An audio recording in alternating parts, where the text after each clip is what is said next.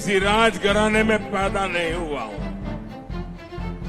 मैं किसी शाही परिवार में पैदा नहीं हुआ हूं और न ही मेरे पिता किसी गांव के चुनाव में प्रधान भी बने हैं। मेरे परिवार का कोई चुनाव तक नहीं लड़ा है।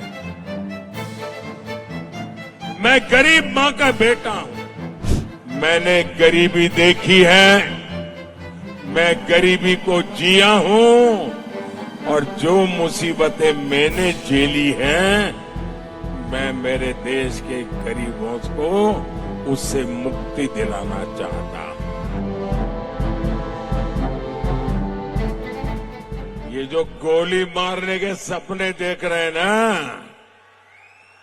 जो मोदी के कब्र खोदने के सपने देख रहे हैं, जरा यहां आइए, ये नजारा देखिए, ये माताओं बहनों का प्यार देखिए। ये गोली मारने वालों, यही मेरा सुरक्षा कवच है, यही मेरा सुरक्षा कवच है। यही लोग मोदी को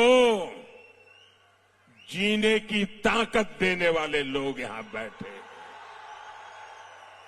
और जिस मोदी को गरीब से गरीब, अबाल वृद्ध सहित, माता बहन सहित जब रक्षा कवच बन जाता है ना, तो मोदी को तो अमरत्व प्राप्त हो जाता है, अमरत्व प्राप्त हो जाता है। साथियों,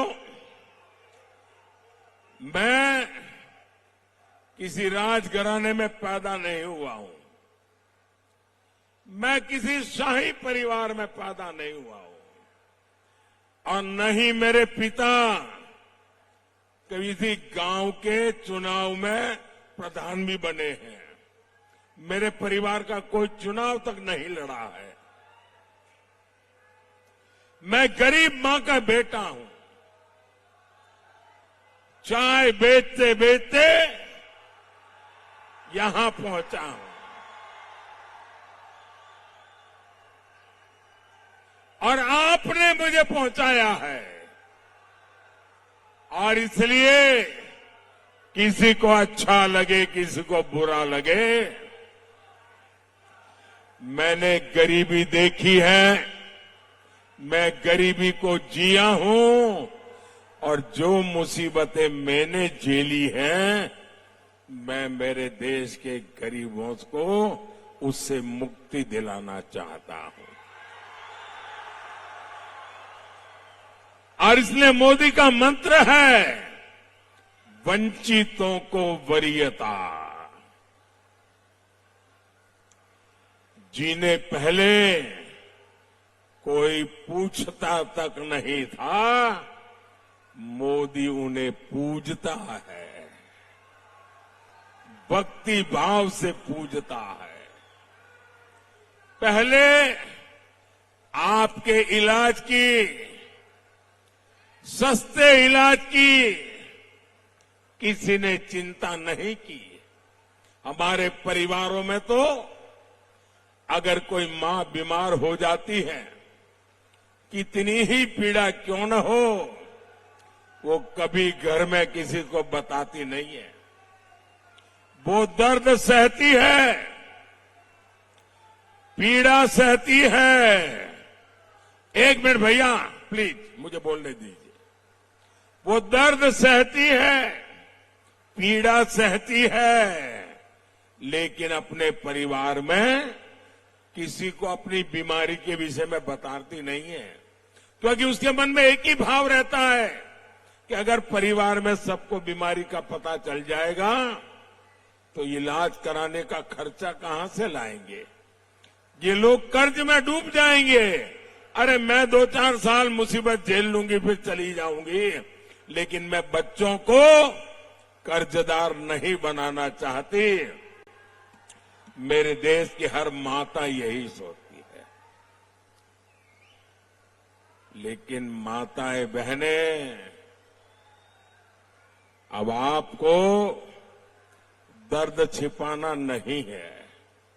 अब आपको पीड़ा नहीं सहनी है। अब दिल्ली में आपका बेटा बैठा है।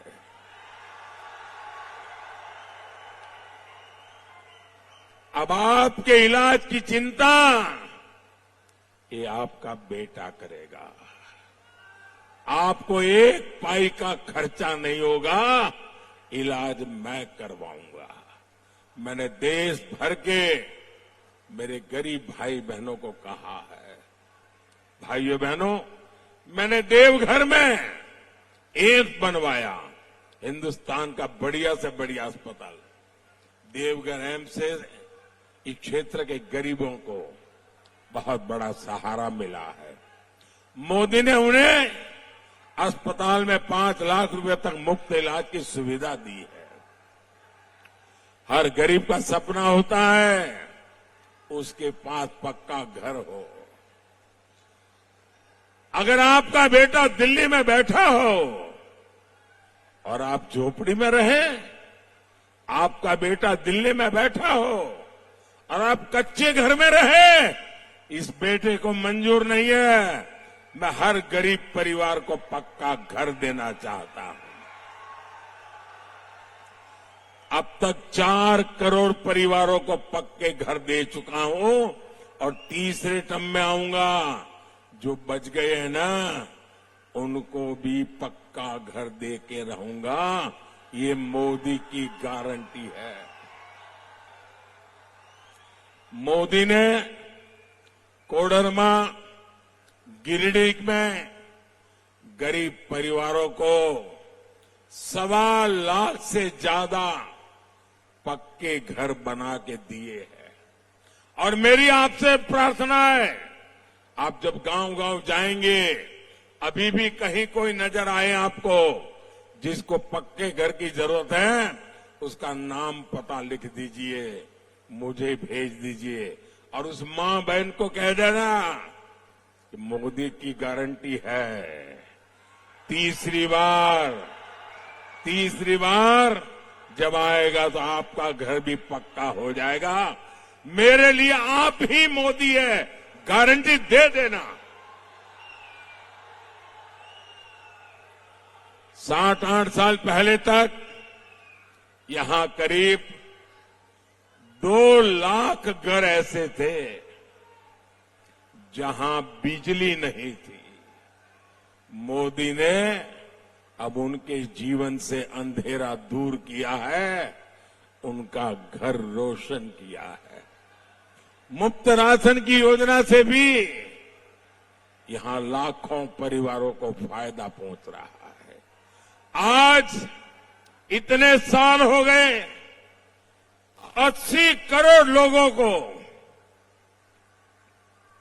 मुफ्त में राशन मिल रहा है।